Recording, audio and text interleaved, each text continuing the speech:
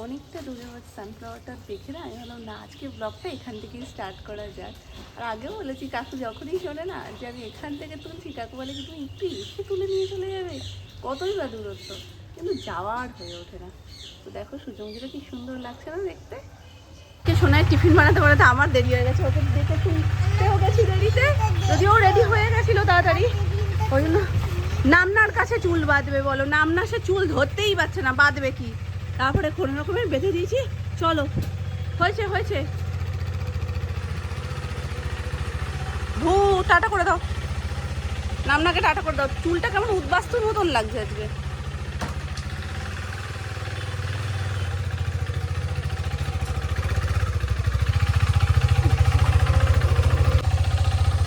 পালাও।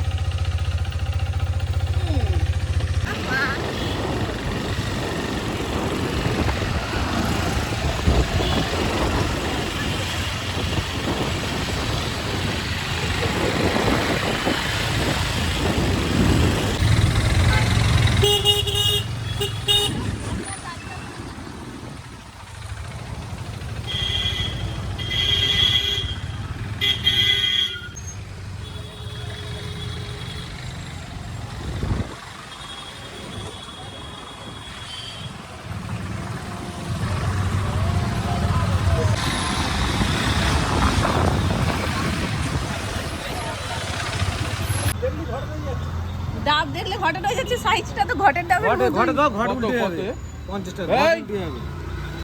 এটা ভালো হবে, হলুদ তো ভালো হবে। এটা খাবে সব কটা ভালো। এই দুটো দাও, তোমার কাছে খাই তো আচ্ছা সম্ভব কি? হ্যাঁ খাবো। পাইপ দিয়ে দেবো, একটা ওকে দাও, একটা তুমি দাও। ডাব দেখলি বলে ঘটে, খাবে মা? ওটা ঘটেরই মতনই লাগছে তো। ঘট দিলি উল্টে যাবে ঘট। নিয়ে আসো। ভালো জিনিস পেটে যায় না, না মুখে রোচে না ভালো জিনিস, কচি ডাব তা খাবো কেন? দুষ্টু দুষ্টু খাবারগুলো তখন খেতে ইচ্ছা করে, কচি ডাব খেতে ইচ্ছা করে।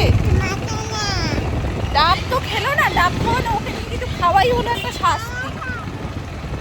মানে পুরো ফেলতে ফেলতে আমার প্যান্টটা ফেলে দিল, জামাই ফেলে দিল, ডাবের জলে একটা দাগ হয়, কচি ডাব না, ডাবের জলে একটা কিরকম জানি দাগ হয়ে থাকে, শক্ত হয়ে থাকে, উঠে যাবে কিন্তু তবুও পাইপটাকে চেপে ধরছে যাতে আমি খেতে না পারি। মানে দুষ্টুমি কতটাই এক্সট্রিম খাবো, মাঝখানে পাইপটাকে, হ্যাঁ সব শিখে গেছে, পাইপটাকে মাঝখান থেকে চেপে ধরছে যাতে আমি টানলে না আসে, সেটা হলো।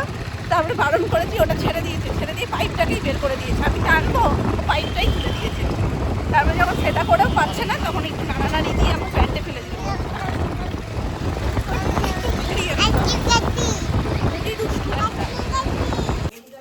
ওর হাতে দাও, সেন্টটা দেখো, দারুণ গন্ধ বেরোচ্ছে।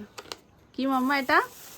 ও একটা আছে তো, কিন্তু এত এনেছো কেন? এত রাখা যায় না তো, নষ্ট হয়ে যায়। ফ্রিজে রেখে দেবো। ফ্রিজে রাখলেও নষ্ট হয়ে যায় গো। ঠিক আছে, তুমি প্রত্যেকদিন একটা করে স্কুলে নিয়ে যাবা। একটা করে? ওই মামা খুশি? স্ট্রবেরি ভীষণ ভালো খায়, মানে পছন্দ করে আর কি।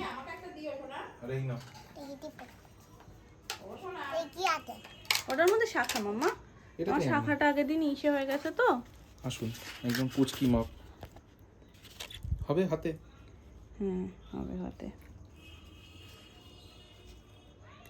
হ্যাঁ হবে। দেখি পড়ো দেখি।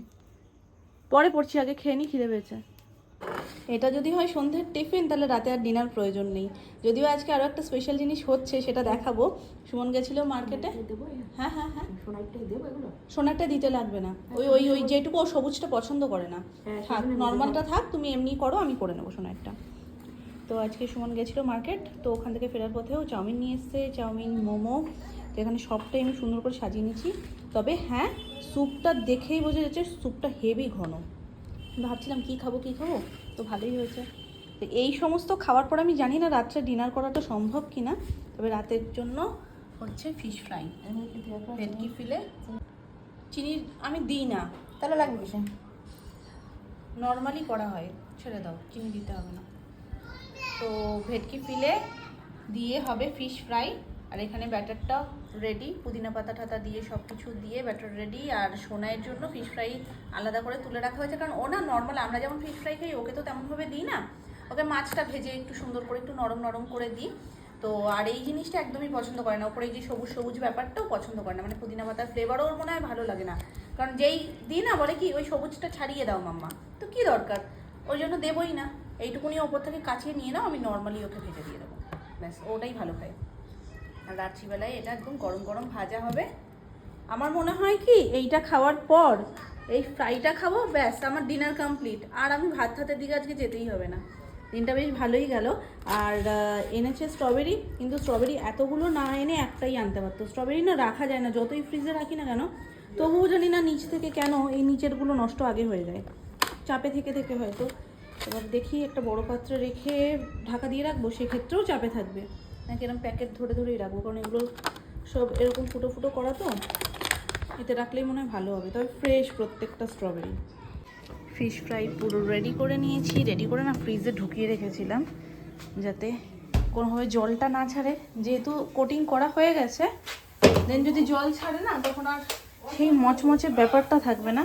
তো এখানে সব কটা রেডি করে দেন আমি 15 মিনিটের মতন, 15 মিনিট না তার বেশি, আধা ঘন্টা মতন ফ্রিজে রেখেছিলাম, ডিপ ফ্রিজে।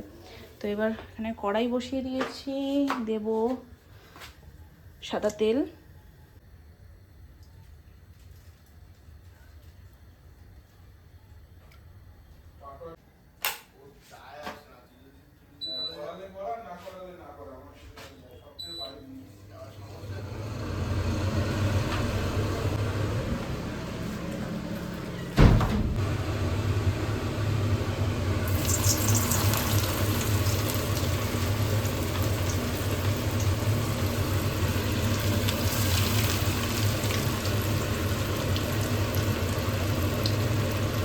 আজকের মাংস খুব সুন্দর, সে একদম মোটা মোটা পিস। হ্যাঁ কি তো বলছি সেই দিনের মতো হয়েছে?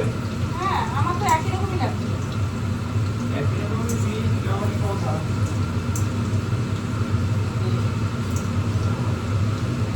তাহলে কাকাইকে দিয়ে দাও আগেরটা, এটা বাপিকে দিয়ে দাও, আমি দিচ্ছি তোমাদেরটা।